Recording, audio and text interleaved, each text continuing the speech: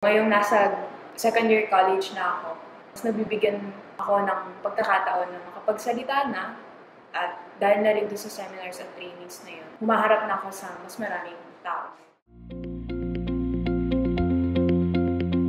Ako po si Erica Nicole Garcia. Ako po si Betty Peribo. My name is Liza Sinsua. My name is Muhammad Nizamuddin and I will graduate in YMCA. Ako po si Dana. Third po ako sa YMCA, grade 8 ako. Mahiyain. Kapag siguro nasa picture, sa likuran lang ako lagi.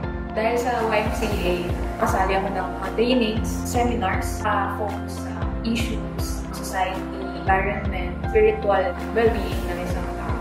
Pag kami doing apply, tree planting, para naman may papanahon na namin sa susunod na generation.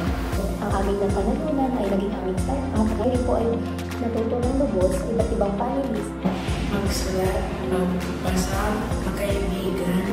Ano na namin iniisip is ang YMCA for Christian. Since we are Muslim po, nagulat po kami dahil in-invite niyo po kami at hindi namin na-feel na kaktiba po kami sa inyong lahat.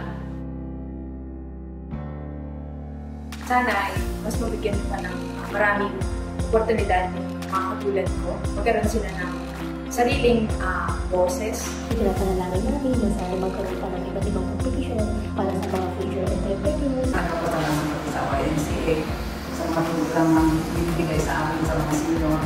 Gift sa akin at sa aking anak na natanggap before po na pumasok ang aking anak sa pag-aaral. Hindi talaga siya ganun kagaling magsulat at magbasa.